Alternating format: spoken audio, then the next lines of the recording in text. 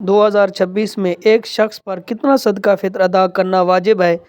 अगर रकम की सूरत में अदा करना चाहें तो इस सूरत में एक सदका फित्र के कितनी रकम बनेगी? और इसी तरह जो हमारे पाकिस्तानी भाई बैरून मुल्क रहते हैं वो सदका फित्र कैसे अदा करेंगे?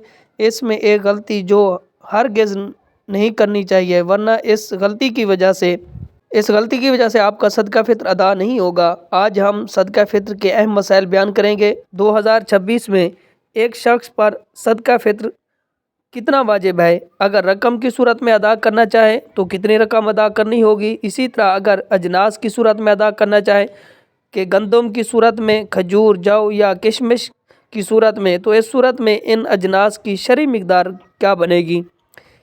किन लोगों पर सदका फित्र वाजिब है? कौन से ऐसे लोग हैं जिनको सदका फित्र नहीं दिया जा सकता? इसी तरह वो लोग जिन्होंने रोज़े नहीं रखे, तरावी भी नहीं पढ़ी, क्या उन पर भी सदका फित्र वाजिब है?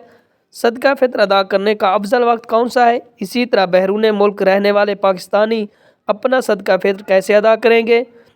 तो ये वो अहम तरीन सदका फित्र के हवाले से सवालात हैं। अगर आप ये वीडियो मुकम्मल देखेंगे तो इंशाअल्लाह सदका फित्र के हवाले से आपके जहन में कोई सवाल बाकी नहीं रहेगा। सबसे पहले सदका फित्र की अहमियत जान लें कि नबी करीम रऊफ़ुर रहीम सल्लल्लाहु अलैहि वसल्लम ने फरमाया कि जो लोग सदका फित्र अदा नहीं करते तो उनके रोज़े ज़मीन और आसमान के दरमियान लटके रहते हैं, यानी दर्जा कबूलियत हासिल नहीं कर पाते जब तक कि सदका फित्र अदा ना किया जाए।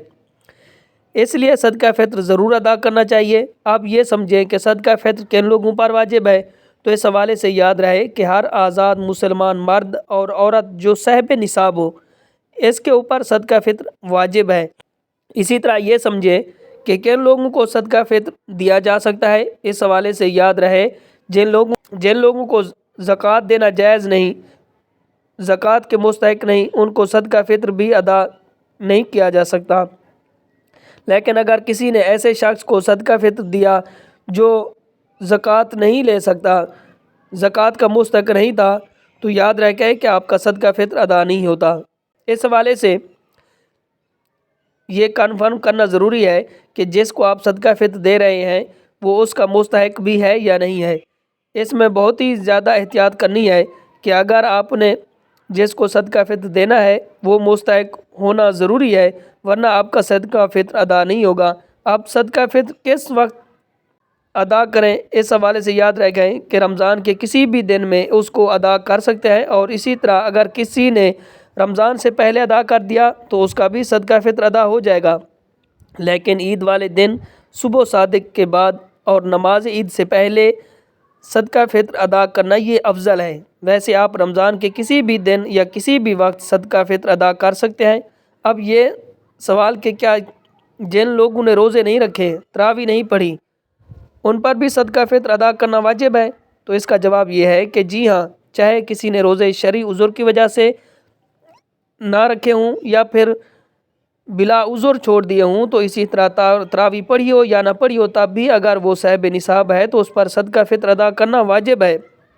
अब ये समझें कि सदका फित्र की शरई मिकदार क्या है। अजनास के एतबार से इस हवाले से याद रहे कि अगर गंदम या उसका आटा देना चाहें तो उसकी मिकदार निफ़ सा है, जो तकरीबन 1 किलो 920 ग्राम बनती है, यानी एहतियात के मुताबिक 2 किलोग्राम कहा गया है, 2 किलो कहा गया है। और इसी तरह अगर कोई बंदा खजूर, किशमिश या फिर जौ देना चाहे तो उसकी मिकदार एक सा, जो कि तकरीबन 3 किलो 840 ग्राम बनती है, तो एहतियात के मुताबिक 4 किलोग्राम कहा गया है। इसी तरह अगर कोई बंदा अजनास तो नहीं मगर रकम की सूरत में सदका फित्र अदा करने का इरादा रखता है, तो इस हवाले से याद रखिए कि अगर कोई बंदा गंदम के एतबार से अदा करना चाह रहा है तो उसे 300 रुपये, एक आदमी पर 300 रुपये हैं। तो इसी तरह अगर कोई आदमी जौ के एतबार से देना चाहे तो जौ के 1000 रुपये आदमी पर सदका बनता है। इसी तरह कोई अगर खजूर के हिसाब से देना चाहे तो उसके लिए 2600 रुपये बनते हैं। इसी तरह अगर कोई आला खजूर अजवा के एतबार से देना चाहे तो उसके लिए 19,220 रुपये बनते हैं। अगर कोई किशमिश के हिसाब से देना चाहे तो उस पर 7,200 रुपये बनते हैं। تو صاحب استطاعت کہ جو امیر آدمی ہے تو وہ اپنی استطاعت کے مطابق صدقہ فطر زیادہ ادا کریں، کیونکہ اللہ نے فرمایا کہ اللہ کی راہ میں جتنی زیادہ خلوص نیت کے ساتھ خرچ کریں گے اتنی ہی زیادہ مال میں اللہ برکت پیدا فرما دے گا۔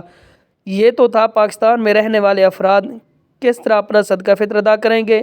اسی طرح ہمارے وہ بہن بھائی جو بیرون ملک رہتے ہیں اور صدقہ فطر پاکستان بھیجنا چاہتے ہیں تو اپنا صدقہ فطر پاکستان میں اپنے فقراء رشتہ داروں کو بھیج سکتے ہیں، لیکن ایک بات کا خاص خیال رکھنا ضروری ہے، وہ یہ ہے کہ صدقہ فطر وہ جس ملک میں رہ رہے ہیں اس ملک کی جنسی اعتبار سے جو قیمت بن رہی ہے اس کے مطابق ادا کریں گے، یعنی امریکہ میں، کینیڈا میں، آسٹریلیا میں یا پھر برطانیہ میں وہاں پر گندم کا، کھجور کا یا پھر اسی طرح کشمش کا جو ریٹ ہے اس ریٹ کے اعتبار سے ان کی مقدار کو دیکھ کر وہ اپنا صدقہ فطر ادا کریں گے، یعنی جس ملک میں وہ رہ رہے ہیں وہاں پر 2 کلو آٹے کی قیمت کیا بن رہی ہے، 4 کلو کھجور کی قیمت کیا بن رہی ہے، تو اس کی قیمت کے مطابق وہ پیسے بھیجیں گے۔